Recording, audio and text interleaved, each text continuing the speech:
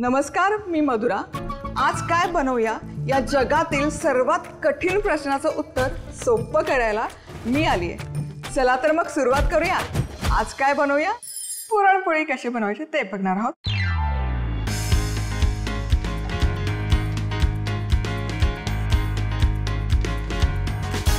अचूक पाव किलोच्या प्रमाणात ही रेसिपी आपण बघणार आहोत। पाव किलो जर चणा डाळ घेतली तर त्यामध्ये 8 ते 9 मध्यम आकाराच्या पुरणपोळ्या व्यवस्थित बनवून तयार होतात।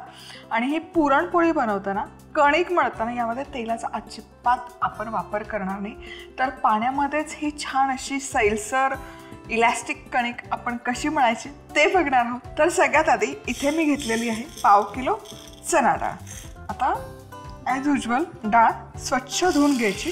सो ही आहे ना अगदी फास्ट प्रोसेस आहे पुरण बनवायची। आता डाळ स्वच्छ धुवून घ्यायची। आता स्वच्छ धुतलेल्या डाळीमध्ये पुरेसं पाणी घालायचं आणि ही डाळ शक्य असल्यास रात्रभर, पण तितका वेळ नसेल तर कमीत कमी 6 तास तरी व्यवस्थित भिजत घालायची। तर इथेही मी डाळ रात्रभर भिजत घातली होती आणि तुम्ही बघू शकाल छान अशी टपोरी ही डाळ फुगलेली आहे। आता पुढची स्टेप काय आहे, कुकर घ्यायचा आणि कुकरमध्ये ही भिजलेली डाळ घालून घ्यायची, त्यातल्या पाण्यासकटच घालून घ्यायची।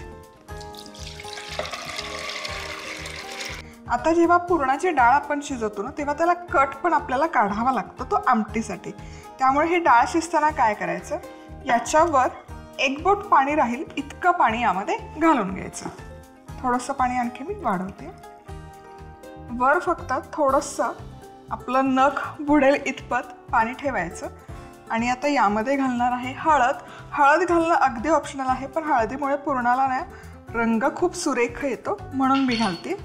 आता हे मिक्स करायचं आणि याला आहे ना हवं तर वाफेवर शिजवू शकता। मी वाफेवरच शिजवते 20 ते 25 मिनिटं। वाफ व्हायला सुरुवात झाली की मंद आचेवर ठेवून देते। शिट्टी झाली तर झाली, नाही झाली तरी नाही झाली, असं वाफेवर शिजवते।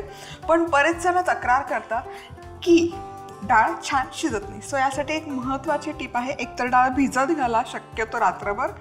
त्यानंतर हाय हीटवर एक शिट्टी काढा की तुमच्या कुकरचा बेसचा थिकनेस किती आहे। जर खूप थिक असेल तर लो टू मिडियम हीटवर फ्लेम करा आणि लो टू मिडियम हीटवर 4 ते 5 शिट्ट्या काढा। जर बेस खूप पातळ असेल तर मंद आचेवरच ठेवा आणि मंद आचेवर 4 ते 5 शिट्ट्या काढून घ्या। चला आता ही डाळ आपण शिजायला ठेवूया। आता कणिक मळूया। तर कणिक मळण्यासाठी मी इथे 300 ग्रॅम गव्हाचं पीठ घेतलं आहे। अर्धा किलोचं पुरण असेल तर 300 ते 350 ग्रॅम कणिक पुरेशी होते, मोर दॅन इनफ होते। तुम्हाला जर पुरण कमी घालायचं आणि कणिक जास्त हवी असेल तर थोडंसं पिठाचं प्रमाण तुम्ही वाढवू शकता। यात जाईल मीठ चवीपुरतं। हे मिसळून घेऊयात। सो सुरुवातीला जर पाण्यात हात घातला ना कणिक मळताना तर काय होतं, हात खूप एक्स्ट्रीम चिकट होतात आणि मग ते हाताला चिकटलेलं पीठ आहे ना काढत बसावं लागतं, सोडत बसावं लागतं। सो म्हणून मग सुरुवातीला शक्यतो एखादा असा एक बटर नाईफ किंवा चमचा वापरायचा आणि सुरुवातीच्या स्टेपला ही गोळा याच पद्धतीने एकत्र करून घ्यायचा। हात नंतर खराब होणार आहेत पण ते चिकट नाही होणार, म्हणजे पीठ हवं ते जे चिकटतं ना आणि नंतर ते काढण्यासाठी तेल वापरावं लागतं किंवा सुकं पीठ वापरावं लागतं, ती स्टेप अवॉइड करतो आपण या प्रोसेसमध्ये। चालत असेल तर तुम्ही डायरेक्ट पीठ मळलं तरी काहीच हरकत नाही। चला आता हा बऱ्यापैकी गोळा एकजीव होत आलेला आहे। आता या स्टेजला मात्र आपण हात घालून हे छान पीठ मळून घेऊयात। पण तुम्ही बघू शकाल आता इथून पुढे हवं तसं ते कणिक मळत नाही किंवा ती हाताला लागलेली कणिक सोप्या पद्धतीने किंवा इझिली सुटते। चला तर इथे कणिक बघा छान मळून घेतलेली आहे, तेलाचा अजिबात वापर केलेला नाही। आता या मळलेल्या कणकेवर आपण घालणार आहोत पाणी। येस, पाणी घालणार आहोत। पाण्याचा अक्षरशः असा एक लेअर त्यावर घालणार आहोत आणि एक अर्धा तास तरी हे कणिक टिंबण्यासाठी मुरण्यासाठी बाजूला ठेवूया। 25 मिनिटं हे चणा डाळ मी वाफेवर छान शिजवून घेतले। प्रेशर हे यातलं रिलीज केलं आहे। तर झाकण उघडूयात। वा, तुम्ही बघू शकाल डाळ इथे छानपैकी शिजलेली आहे। आता एक चाळणी घ्यायची, खाली पातेलं ठेवायचं आणि यातलं जे जास्तीचं डाळीचं पाणी आहे ना हे पूर्ण उपसून घ्यायचं, काढून घ्यायचं। खाली हे जे पाणी तुम्हाला दिसतं डाळीतलं, हे पाणी कटाची आमटी जी आपण बनवतो पुरणासोबत खायला त्यामध्ये हे तुम्ही वापरू शकता। आणि ही शिजलेली डाळ आहे ही एका कढईत काढायची किंवा त्या कुकरमध्येच ही सगळी प्रोसेस केली तरी काहीच हरकत नाही. आता याच्यात तुम्हाला अगदीच वाटत असेल की नाही होणार हे मॅशरने, तर ही सरळ ना अशी गरम गरम असताना पटकन मिक्सरला फिरवून पण घेऊ शकता. पण अजिबात गरज नाही, डाळ इतकी सुंदर शिजते. फक्त एक मॅशर घ्यायचं आणि त्याने ही डाळ छानपैकी अशी एकजीव करून घ्यायची. ही डाळ छानपैकी अशी मस्त मेणासारखी आहे ना, एकजीव झालेली आहे, मॅश झालेली आहे. मल्टी स्टेप प्रोसेस आहे. खरं तर पुरण बनवायचं हेच, पण आपण ते सिंगल स्टेपमध्ये कट डाऊन करतो. आणि तुम्ही बघू शकाल आता हे पुरण गाळून घ्यायचं किंवा वाटून घ्यायची अजिबात गरज नाही. आता या मॅश झालेल्या डाळीमध्ये 1/2 किलो डाळ होती, तर 1/2 किलोच इथे मी गूळ घेते. गॅस सुरू केलेला आहे आणि हे आता एकजीव करून घेऊया. आता हे तुम्ही इथे बघू शकाल मिश्रण जसं हीट लागते, गरम होत जातं, तसं गूळ विरघळतो आणि हे मिश्रण अगदी पातळ सैलसर दिसायला सुरुवात होते. आता हे आपल्याला मध्यम आचेवर एकसारखं ढवळत, अजिबात सोडू नका हे, नाहीतर गूळ पुरण आहे ना करपतं. 8 ते 10 मिनिटात हे पटकन शिजून होतं, खूप वेळ अजिबात लागत नाही. आता पुरण आपलं छान झालं हे कसं ओळखायचं? जेव्हा असं छान एकसंध गोळा व्हायला सुरुवात होते याचा अर्थ आपलं पुरण छान शिजलंय. आता दुसरा आणखी एक निकष आहे, काही जण याच्यावर आहे ना असा एक डाव उभा ठेवता, तो असा छान उभा राहिला. आता हा खूप मोठा आहे उभा राहिला, तो छान उभा राहिला की ते पुरण शिजलं असं समजतात. त्या प्रोसेसमध्ये मेथडमध्ये काय होतं ना, पुरण ड्राय आउट व्हायची शक्यता जास्त असते. त्यामुळे शक्यतो असं छान असा एकसंध कणकेसारखा गोळा व्हायला सुरुवात झाली की गॅस बंद करायचा. आता 2 महत्त्वाच्या टिप्स. पुरण सैल झालं तर काय करायचं, खूपच पातळ झालं तर काय करायचं? पुन्हा कढईत घालायचं आणि पुन्हा 7-8 मिनिटं असं त्याला चटका देऊन घ्यायचा, म्हणजे भाजून घ्यायचं, जेणेकरून त्यातलं मॉइश्चर आहे, पाणी आहे ते निघून जाईल. दुसरी सगळ्यात सोपी प्रोसेस आहे, जर सैल पुरण झालं तर मायक्रोवेव्ह असेल, मायक्रोवेव्ह सेफ बाउल घ्या, त्यात सैल झालेलं पुरण घाला आणि एक 7-8 मिनिटं मायक्रोवेव्ह करा. पुरण जबरदस्त आहे तसं होतं, अजिबात न करपता न चिकटता, त्याला काही न होता जसं हवं तसं पुरण तयार होतं. पुरण घट्ट झालं तर काय करायचं, खूपच भुसभुशीत झालं तर काय करायचं? काही नाही, ते आपण कटाचं पाणी काढलंय ना, ते 1 चमचाभर बाजूला ठेवायचं पुरण होईपर्यंत. आणि पुरण असं वाटलं की खूपच सैल झालंय तर फक्त हात बुडवायचा आणि ते पुरण मळून घ्यायचं. पाणी त्याच्यात टाकायचं नाही, ओल्या हाताने ते फक्त असं मळून घ्यायचं, जेणेकरून त्याला हलकासा ओलावा येईल. आता हे पुरण परफेक्ट झालेलं आहे, खूप पण नाही शिजवायचं, नाहीतर काय जसं मी सांगितलं ते खूप ड्राय आउट होईल. आता या स्टेजला यामध्ये घालायचं वेलची पूड आणि अर्थातच जायफळ, म्हणजे घाला की जायफळ, येऊ दे की जरा मस्त पुरणपोळी खाल्ल्यावर झोप. 1 चिमूटभर फक्त किंवा नगभर जायफळ. ताज्या जायफळचा इतका छान सुवास येतो ना. आता हे मिश्रण पूर्ण थंड करून घ्यायचं. चला आता ही बिन तेलाची कणिक पाण्यामध्ये छानपैकी 1 तासभराच्या वर तर आरामशीर झालेलं आहे, मुरण्यासाठी ठेवली होती. तुम्ही बघू शकाल पाणी आहेच याच्यामध्ये.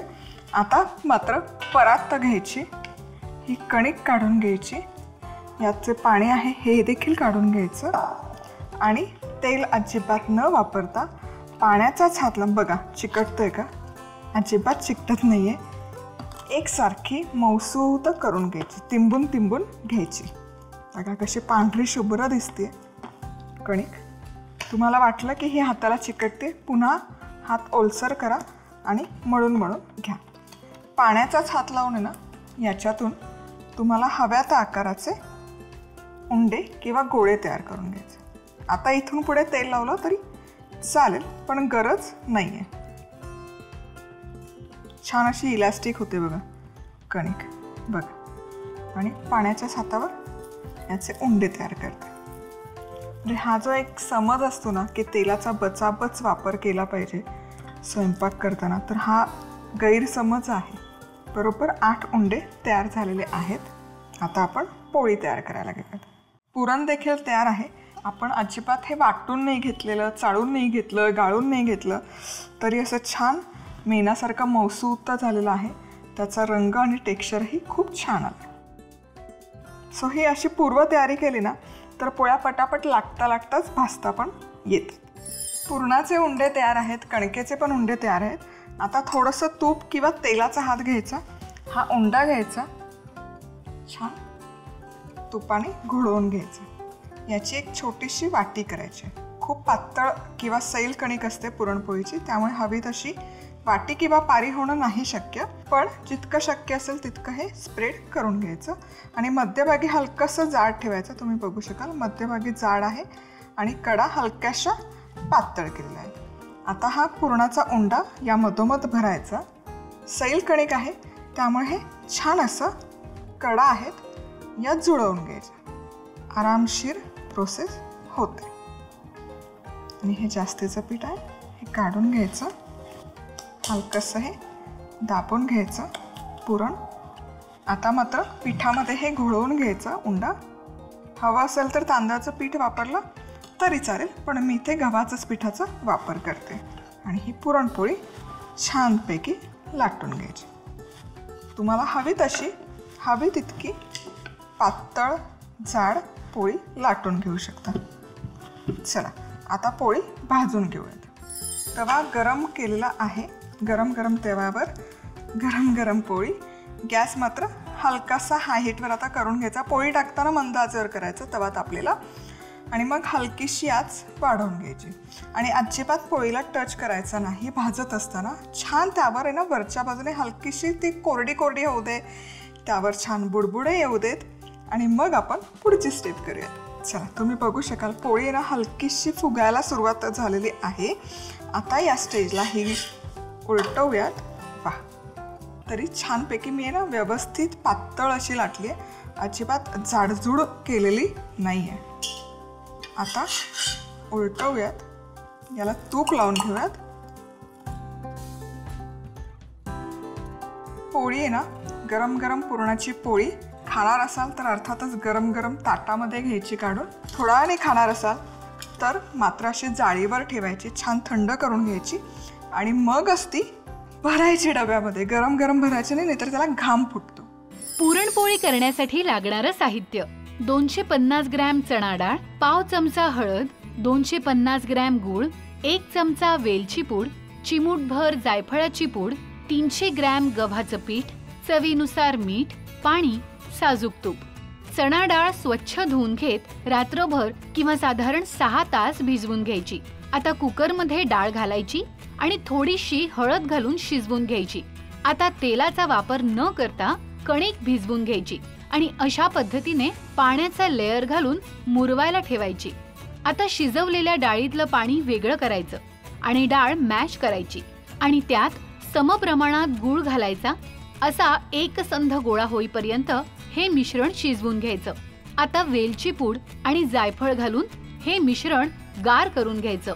आता कणकेचे असे गोळे करायचे आणि अशा पद्धतीने पुरणाचे गोळे यात भरायचे आणि याची पोळी लाटायची आणि दोन्ही बाजूनी खरपूस भाजून घेत त्यावर तूप घालायचं. झाली आपली पुरणपोळी तयार. तर काय की नाही, सांगलीकर झालं काय आणि कोल्हापूरकर झालं काय, इशयच लई हार्ड आहे बघा. जसा इशय हार्ड आहे तसंच सांगलीचं भडंग देखील कडक आहे की. आज काय विचार केला, आज सांगलीचं भडंग होऊनच जाऊ दे.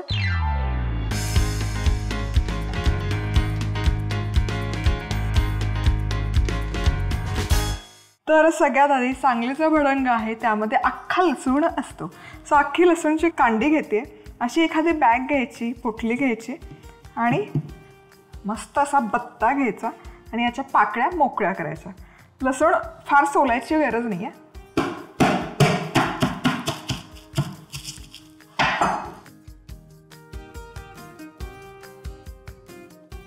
बघा हे सगळं रिकामं झालेलं आहे. आता पूर्ण असं सोलून घ्यायची गरज नाही आहे. थोडीशी टरफलं हवीत या भडंगमध्ये. इथे कढईत तेल गरम करायला ठेवलेलं आहे. सगळ्यात आधी यामध्ये घालायचा कढीपत्ता आणि कढीपत्ता मस्तपैकी तेलामध्ये तळून घ्यायचा. आता हा ताजा ताजा तळलेला कढीपत्ता काढून घ्यायचा एका डिशमध्ये. आता याच कढईमध्ये आपण घालणार आहोत लसूण आणि त्याचसोबत शेंगदाणे आणि हे एकत्र आता फ्राय करून घेऊयात, तळून घेऊयात. तर गॅस करायचा बंद, गॅस सुरू ठेवायचा नाही. आता यामध्ये घालूयात मसाला. साधारण एक 3 चमचे हे लाल तिखट घालते. हे करूयात मिक्स. आता तुम्हाला आहे ना सिक्रेट सांगते सांगलीच्या भडंगचं. यामध्ये ना पिळायचं लिंबू, या लिंबूचा रस या फोडणीमध्ये, त्याची जी चव आहा आणि स्वाद उतरतो. याचं मुख्य कारण आहे, मला असं वाटतं की मसाला जळू नये आणि त्याचं टेम्परेचर हलकंसं कमी व्हावं. चवीपुरतं मीठ आणि त्याचसोबत फोडणीतच पिठी साखर पण असते बरं का. गॅस सुरू करायची आता अजिबात गरज नाही आहे. आता यामध्ये आपण घालूयात हा मुरमुरे किंवा भडंगाचे स्पेशल चुरमुरे येतात. रेग्युलर चुरमुरे बारीक असतात, भडंगाचे असे मस्त टपोरे येतात. गॅस बंद आहे, गॅस सुरू ठेवून नाही टाकायचं. हे आता चुरमुरे घालूयात. वा. आणि आता हे जस्ट एकजीव करून घ्यायचं, मिसळून घ्यायचं. सर्व करताना नाही, इन जनरल आपलं भडंग बनवून तयार झाला की हा जो तळलेला कढीपत्ता आहे तो असा वरनं टाकला जातो आणि परत मिक्स करतात किंवा असाच डेकोरेशनसाठी ठेवतात. सांगली विशेष चटपटीत भडंग करण्यासाठी लागणारं साहित्य: 1 लसणाचा गाठा, तेल, कढीपत्ता, अर्धा कप कच्चे शेंगदाणे, 3 चमचे लाल तिखट, 1 चमचा लिंबाचा रस, चवीनुसार मीठ, 3 चमचे पिठी साखर, भडंग मुरमुरे. भडंग करण्यासाठी सगळ्यात आधी लसणाचा गाठा अशा पद्धतीने चेचून घ्यायचा आणि हलकेसे साल काढून मोकळा करायचा आणि गरम तेलात कढीपत्ता कुरकुरीत तळायचा. आता लसूण आणि शेंगदाणे पण एकत्र परतून घ्यायचे. आता या मिश्रणात तिखट, लिंबाचा रस, चवीपुरतं मीठ आणि पिठी साखर घालून एकजीव करून यात मुरमुरे घालायचे आणि हे मिश्रण एकत्र करायचं. झाली आपली सांगलीची प्रसिद्ध भडंग तयार. आज आपण तुरडाईची खिचडी कशी बनवायची ते बघणार आहोत.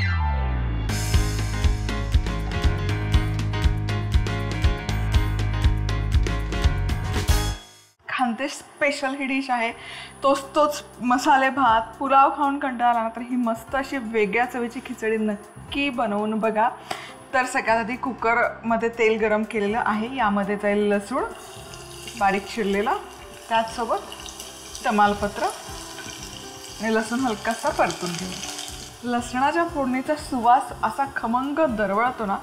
आता यामध्ये जाईल सुक्या लाल मिरच्या आणि बारीक चिरलेला कांदा आणि कांदा सोनेरी रंगावर मस्त परतून घ्यायचा की आता यामध्ये जाणार मसाले. संडे मसाला म्हणजे तो एकच मसाला घातला ना तरी कुठल्याही पदार्थामध्ये पुरेसा पडतो. बाकी मग धनेपूड, जिरेपूड काहीही घालायची गरज नाहीये. लाल तिखट,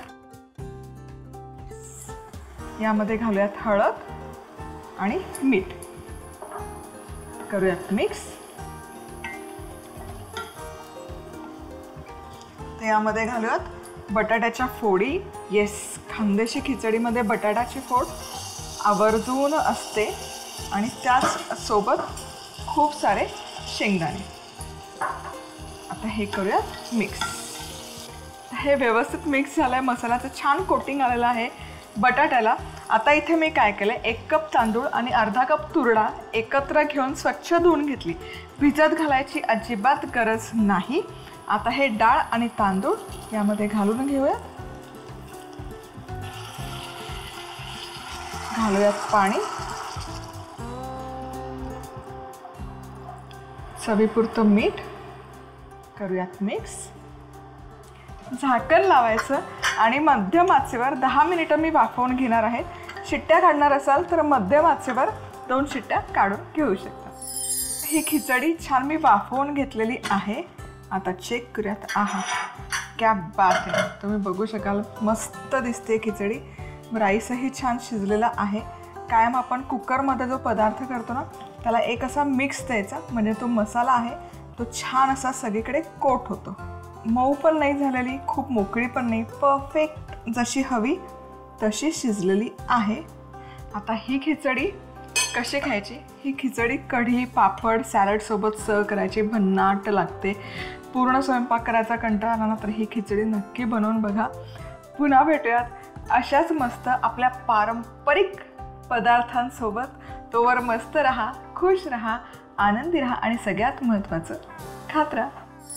खानदेश विशेष मसाला खिचडी करण्यासाठी लागणारं साहित्य: 2 मोठे चमचे तेल, 5 ते 6 लसूण पाकळ्या, 1 तमालपत्र, 3 सुक्या लाल मिरच्या, 1 कांदा, 1 चमचा संडे मसाला, 1 चमचा लाल तिखट, अर्धा चमचा हळद, मीठ, बटाटे, पाव कप शेंगदाणे, 1 कप तांदूळ, अर्धा कप तूर डाळ, चवीनुसार मीठ, पाणी. कुकरमध्ये तेल गरम करून त्यात लसूण, तमालपत्र, सुक्या लाल मिरच्या आणि कांदा घालायचा आणि सोनेरी रंगावर परतायचा. आता यात संडे मसाला, तिखट, हळद, मीठ, बटाट्याच्या फोडी आणि शेंगदाणे घालून एकत्रित करून स्वच्छ धुतलेले डाळ तांदूळ घालून त्यावर पाणी घालायचं आणि मध्यम आचेवर साधारण 2 शिट्ट्या काढायच्या. झाली आपली खानदेश विशेष मसाला खिचडी तयार.